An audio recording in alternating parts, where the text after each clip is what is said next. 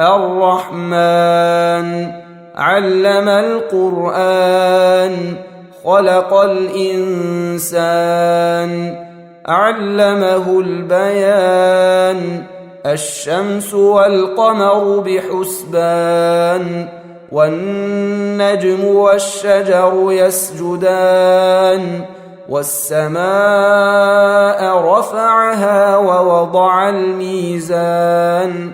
ألا تطغوا في الميزان وأقيموا الوزن بالقسط ولا تخسروا الميزان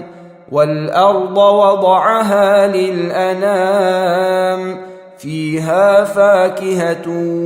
والنخل ذات الأكمام والحب ذو العصف والريحان فبأي آلاء ربكما تكذبان خلق الإنسان من صلصال كالفخار وخلق الجان من مارج من نار فبأي آلاء ربكما تكذبان رب المشرقين ورب المغربين فبأي آلاء ربكما تكذبان مرج البحرين يلتقيان بينهما برزخ لا يبغيان فبأي آلاء ربكما تكذبان يخرج منهما اللؤلؤ والمرجان فبأي آلاء ربكما تكذبان وله الجوار المنشآت في البحر كالأعلام فبأي آلاء ربكما تكذبان كل من عليها فان ويبقى وجه ربك ذو الجلال والإكرام فبأي آلاء ربكما تكذبان يسأله من في السماوات والأرض كل يوم هو في شأن فبأي آلاء ربكما تكذبان سنفرغ لكم أيها الثقلان فبأي آلاء ربكما تكذبان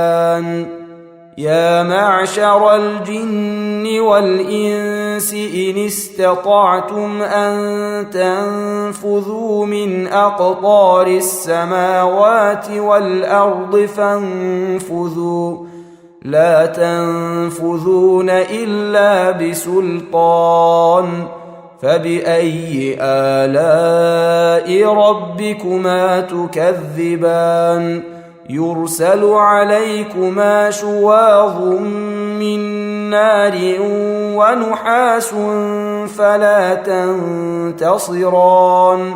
فبأي آلاء ربكما تكذبان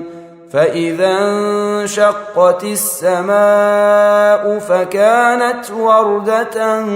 كالدهان فبأي آلاء ربكما تكذبان فيومئذ لا يسأل عن ذنبه إنس ولا جان فبأي آلاء ربكما تكذبان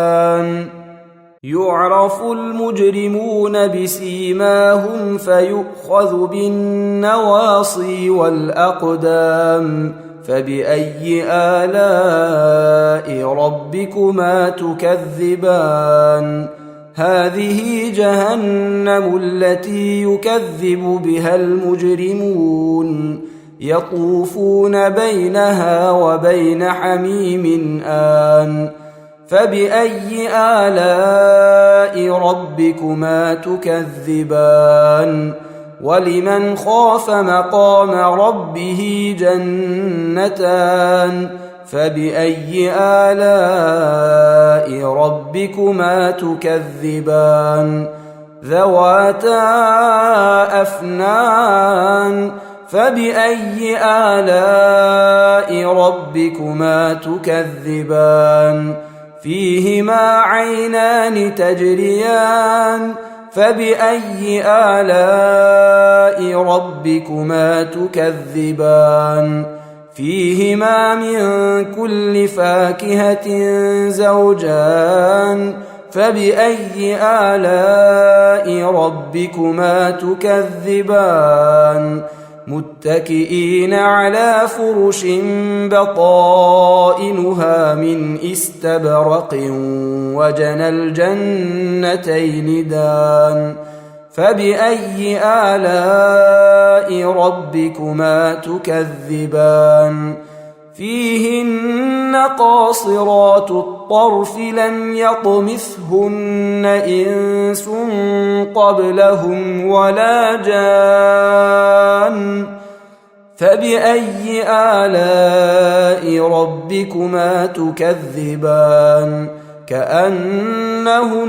الياقوت والمرجان فبأي آلاء ربكما تكذبان هل جزاء الإحسان إلا الإحسان فبأي آلاء ربكما تكذبان ومن دونهما جنتان فبأي آلاء ربكما تكذبان مدهامتان فبأي آلاء ربكما تكذبان فيهما عينان نضاختان فبأي آلاء ربكما تكذبان فيهما فاكهة ونخل ورمان فبأي آلاء ربكما تكذبان فيهن خيرات حسان فبأي آلاء ربكما تكذبان حور مقصورات في الخيام فبأي آلاء ربكما تكذبان لم يطمثهن إنس قبلهم ولا جان فبأي آلاء ربكما تكذبان متكئين على رفرف خضر وعبقري حسان فبأي آلاء ربكما تكذبان تبارك اسم ربك ذي الجلال والإكرام